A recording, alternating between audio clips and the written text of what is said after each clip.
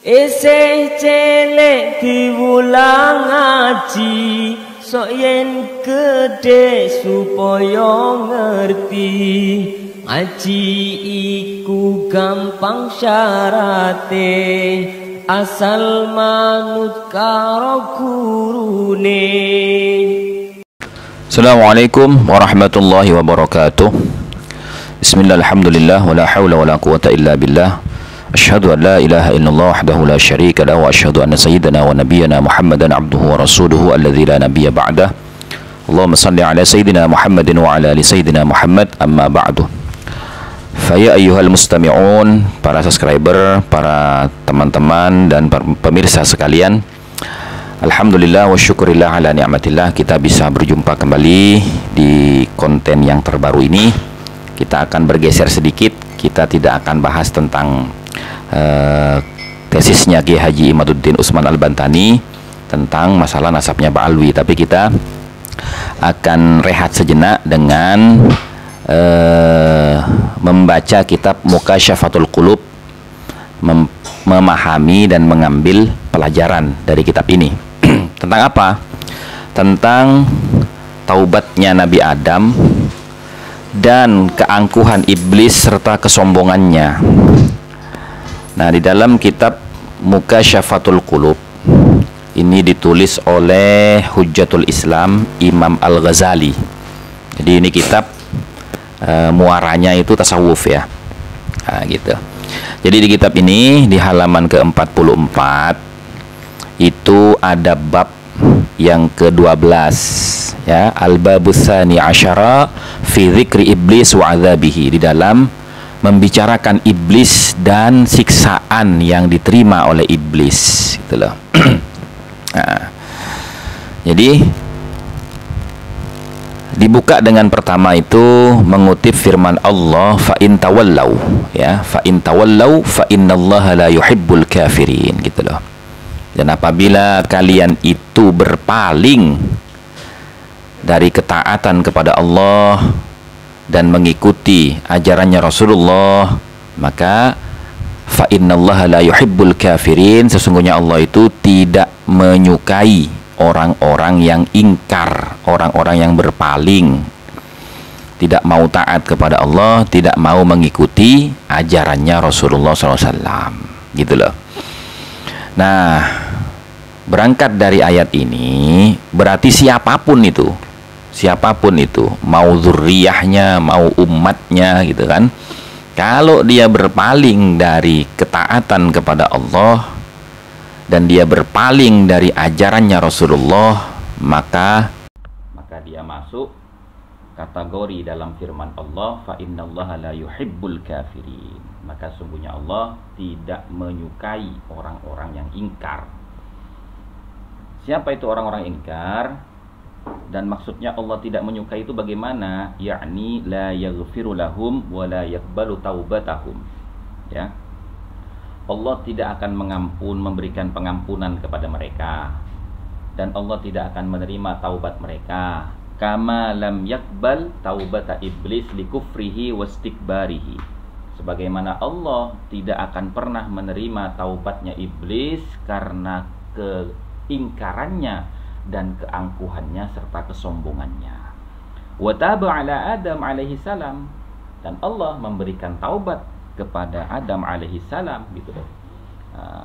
Wa qabila taubatuhu, dan Allah menerima taubatnya Nabi Adam. Kenapa? Li'annahu aqarra ala nafsihi bidzambi, karena Nabi Adam itu mengaku atas dirinya telah berbuat dosa, gitu loh.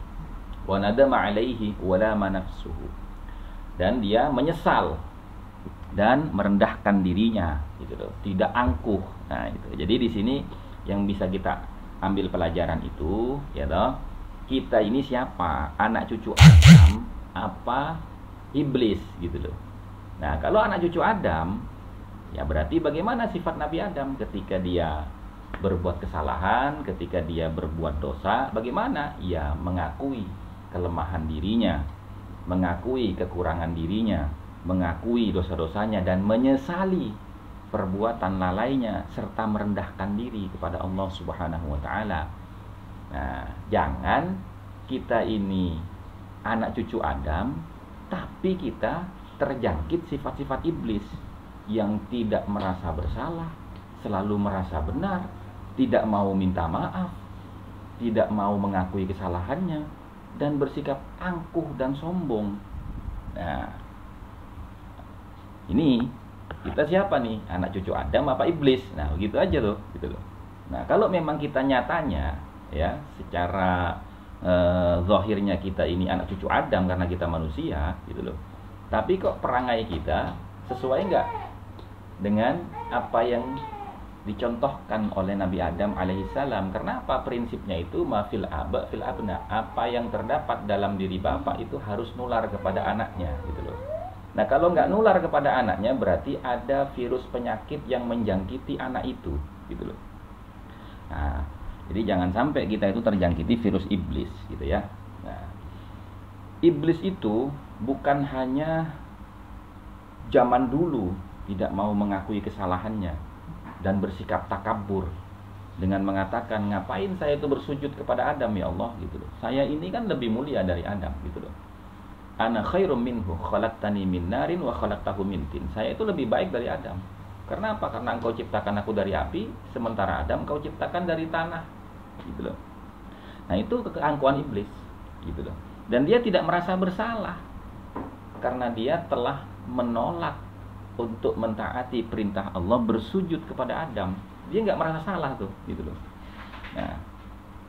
Nah, kemudian ya kita lanjutkan ke bawah ini. Nah, ini kisah tentang iblis ketika sudah ada di alam akhirat, yakni di neraka, ya.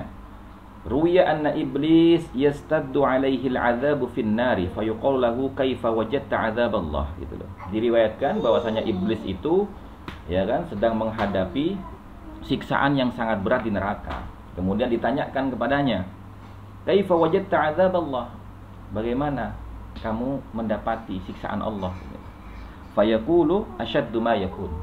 Ya, lebih berat, pedih dari apa yang ada, gitu. Nah, jadi fayuqalu lahu inna Adam fi riyadil jannah. Kemudian suara itu mengatakan kepada iblis, sesungguhnya Adam sedang berada di taman-taman surga. Fasjud lahu, maka sujudlah kamu dari sini. Wa'tadzir, dan mintalah pengampunan dari Allah, hatta yaghfiru laka, sehingga Allah itu akan memberikan pengampunan kepadamu. Fayaqba, gak mau iblis itu. Bayangkan, ya, sudah masuk neraka, disiksa sedemikian rupa, kemudian didatangi oleh seorang malaikat, ditanya, hei iblis, gimana siksaan Allah terhadap kamu? Waduh, berat banget ini. Ya sudah nih, Adam lagi di surga, masih ada kesempatan, kamu sujud aja sama Adam dari neraka ini, kemudian kamu minta pengampunan kepada Allah, barangkali Allah itu akan mengampuni kamu. Kata iblis, enggak, di dunia aja saya enggak mau minta sujud sama dia, saya enggak mau minta ampun kepada Allah, apalagi sekarang, gitu. Nah, karena iblis enggak mau, fayashtaddu alaihi al'adzab biqadri 'adzabi ahli an-nar 70,000 dhi'fin, ya. Kemudian iblis itu ditambah azabnya itu semakin berat, ya kan? Dengan sekiranya tambahannya itu seluruh siksaan ahli neraka itu dilipat gandakan menjadi 70.000 kali lipat, ditambahkan siksanya iblis itu. Ya. Waja'a fil khabar, ya, anna Allah Ta'ala yakhruju iblis minan nar kulla mi'ati alfi sanatin wa yakhruju Adam wa ya'mur bis sujudi lahu faya'ba thumma yarudduhu ilan nar. Ya. Ini membuktikan bahwasanya Allah itu memang betul-betul wasi'ul maghfirah, ya. Wasi'ul maghfirah, sangat luas pengampunannya Allah itu, dan kasih sayangnya itu meliputi semuanya. Buktinya, walaupun sudah dimasukkan ke dalam neraka dan iblis pernah ditawari untuk bersujud kepada Adam di dalam neraka, tapi iblis tidak mau. Itu pun Allah masih ngasih beberapa kesempatan lagi pada iblis. Jadi setiap 100.000 tahun di mana iblis disiksa di neraka, itu Allah keluarkan iblis dari neraka, dan juga Allah keluarkan Nabi Adam dari surga, kemudian dihadapkan satu sama yang lain. Kemudian Allah memerintahkan lagi kepada iblis untuk kembali bersujud kepada Nabiullah Adam, sebagaimana Allah perintahkan iblis bersujud dulu sebelum Adam diturunkan ke dunia. Tapi iblis tetap nggak mau. Akhirnya dikembalikan lagi ke neraka. Nah, ini hikmah yang bisa kita ambil ini ya. Kita ingat ya, ada seseorang ya toh, yang dia mengatakan ini dan itu, mengatasnamakan orang lain ya. Nah, ternyata salah. Nah, ketika dikasih teguran, bukannya malah dia mengakui kesalahannya, bukan dia minta maaf, tapi dia berkata bagaimana? Saya sampai kiamat tidak akan minta maaf. Ini anak cucu manusia, tapi terjangkit virus penyakit iblis. Dan mudah-mudahan kita semua oleh Allah Subhanahu wa Ta'ala dilindungi dan dibebaskan dari pengaruh virus jahatnya iblis yang menjangkiti tubuh kita, yang menjangkiti hati dan pikiran kita, sehingga kita itu tidak mau mengakui kesalahan kita, tidak mau mengakui kelemahan kita, dan kita selalu berbuat angkuh dan sombong.